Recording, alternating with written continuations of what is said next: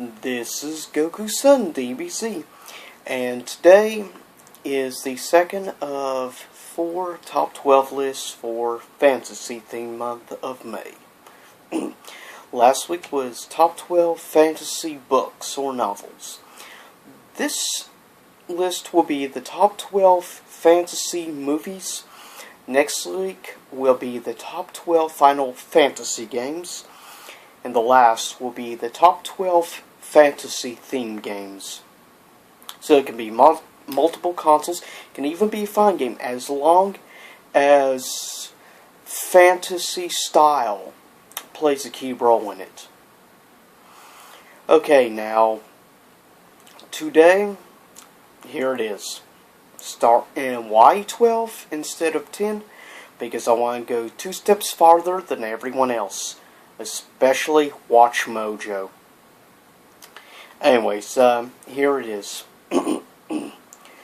Coming in at number 12, sorry. From Steven Spielberg, starring Robin Williams, Hook.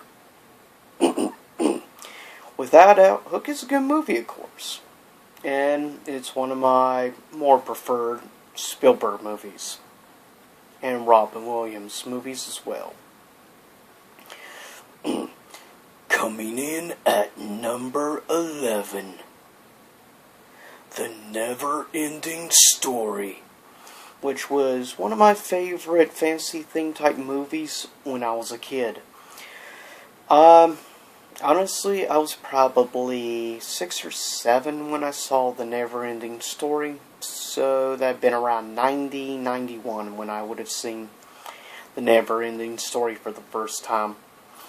Very good movie, and though it has cheesy effects, I think it still stands up reasonably well to this day. I very much enjoyed it. But here's number 10. Coming in at number 10. Stardust. Yes, Stardust is a movie in more recent years. I've seen one of my friends recommended it, and I very much enjoyed it. I thought it was a really good fantasy-themed movie. Of course, it's based on a book, like so many fantasy movies out there. Now, keep in mind also, this is my personal list. It's not a neutral list. It's based on votes and stuff.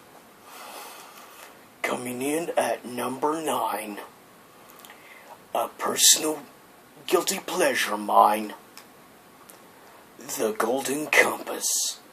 Yes, a lot of people may consider that a bad fantasy movie, but for me, yes, it wasn't the closest to the book, but I still think it had a solid story overall that wasn't exactly perfect to the book. The director wanted it that way, but unfortunately, New Line Cinema wanted certain things changed around to be a little more family friendly, even though it was still a PG-13. But I still enjoyed it for what it was. It was pretty good, and I felt it was kind of sad that they never ended up making the other 2 books. I would have liked to have seen it turn out to be a trilogy. It's a shame. I guess he felt $400 million wasn't enough for it. Anyways, coming in at number 8, Dragonheart. Which, of course, is about supposedly the last of dragons, Draco. And, of course, he is voiced by the great Sean Connery. Very good overall movie. I very much enjoy Dragonheart. It's one of the few movies that I saw when I was a teenager in the mid-90s, and I still enjoy it to this day very immensely. I still like it just as much, and I think it stands pretty decent. Even the special effects, I think, are still pretty decent of the dragon, even by today's standards. Still pretty well done, and I'm very interesting. I think probably the most interesting, probably one of my personal 3 favorite dragons in fantasy, at least in movies. But, and that's because of Sean Connery. Coming in at number 7, The Hobbit, An Unexpected Journey. Now, like some people who prefer Desolation of Smaug, I did prefer that originally, but the more I rewatch it, the 3 Hobbit movies, I think Unexpected Journey is the better of the 3. Why? Because it has a much more Lord of the Rings feel to it, and I very much enjoyed the Misty Mountains theme music. It felt like they were given it a new franchise thing for the Hobbit movies, but ended up only in that movie for some reason. And I very much enjoy it, and of course, another reason why I enjoyed the movie was the cameo from Gollum. And come on, if you don't like Gollum, there's something wrong with you. Seriously. Coming in at number 6, a movie that gave me nightmares when I was a kid, thanks to the Wheelers. Return to Oz. Without a doubt. Yes, cheesy by today's effects, given it's mainly clay animation, but you have to understand, I'm a big fan of clay stop motion capture. I'm a big fan of that kind of stuff. That's why I'm a big Tim Burton fan. I'm a big fan of 80s movies. And yes, big time fan of Return to Oz. Definitely one of my favorite movies from the 80s. And one of my favorite movies of all time, to be honest. And definitely deserves to be pretty high up on the list. Coming in at number 5, starring David Bowie as the Goblin King. And of course, what people know today as the Bowie bulge in those very tight pants. The Labyrinth. Which, interestingly, was done by Lucasfilms and George Lucas. Which most people seem to forget that Lucas actually did that movie. And it's a masterpiece. It is basically the only movie I would say outside of Star Wars that is that Lucas has done that's very well praised even to this day. Labyrinth has aged pretty well, and I think remains as a real highlight of musicals from the 1980s. And come on, once you get that song in your head, Dance Magic Dance or The Underground, you can't get out of your song. You might as well just forget about it, especially Dance Magic Dance, Magic Dance. That song just is really catchy. And David Bowie was awesome doing the soundtrack.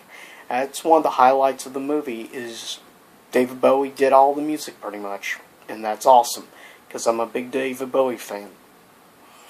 And a huge fan of this movie. It's perhaps one of my top 10 favorite movies of all time.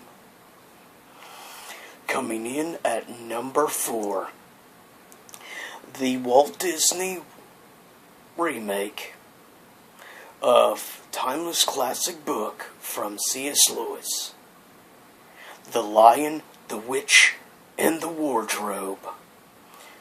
Love this movie, without a doubt. And I really do like the Disney remake. I still feel it's not as good as the BBC one, but this list is based on strictly movies that had theatrical releases. And the BBC specials did not have a theatrical release, of course. Only the new ones did. I very much did enjoy Prince Caspian, but I didn't feel it was worthy enough to actually make it on the top 12 all-time fantasy movie list. Plus, I'm limiting it to no more, at the max, 2 movies per franchise, and that's it. Coming in at number 3, it may be considered cheating in general, considering the entire franchise of 8 movies, Harry Potter in for the 3 spot. If people would say that's doing some other reviewer top lists on YouTube, if I had to choose a personal movie, it's really a toss-up between Harry Potter and the Philosopher's Stone, aka Sorcerer's Stone, or, though some people may not like it because it's not close to the book, but I personally really enjoyed it, and that is Harry Potter and the Order of the Phoenix. Those are, without a doubt, my two favorite Harry Potter movies. But it'd be between those two for third place. And number 2, Lord of the Rings. And if I can have all three in general, because it's kind of hard to choose them apart, but if I had to choose a favorite Lord of the Rings movie, it would have to be The Two Towers. I just really got sucked in. I mean, I got sucked into all three. It's the only time in a movie series I went to theaters 3 times to see each of the 3 movies. So in total, spent 9 times at the theater for the trilogy. And that's the only series that's ever made me go back for every single movie in the series. The Hobbit series did not do that, except for the first Hobbit movie made me go back a second time. But now some honorable mentions. Maleficent, Snow White and the Huntsman, Oz the Great and Powerful, The Dark Crystal. And coming in at number 1 should not be a surprise. It's perhaps my number 2 or number 1 favorite movie of all time. It's my favorite fantasy movie of all time. It is a true timeless classic that has been around for 75 plus years. Released in 1939 by MGM Studios. Copyrights, of course, currently held by Warner Brothers. And that is The Wizard of Oz, which is truly perhaps the greatest movie ever produced by Hollywood, and without a doubt the greatest musical and the greatest fantasy movie, because it basically set a standard for musicals and for fantasy movies. I mean, it started out in the black and white, and then poof, went to beautiful color, and it's really hard not to like The Wizard of Oz. I mean, it's just so top-notch quality done. The story is good, maybe not as good as stories of today, but still top-notch. But as always, this is Goku-san DBZ, signing out. And don't forget to follow me, Goku-san DBZ, hashtag that on Twitter. Please subscribe if you liked my videos.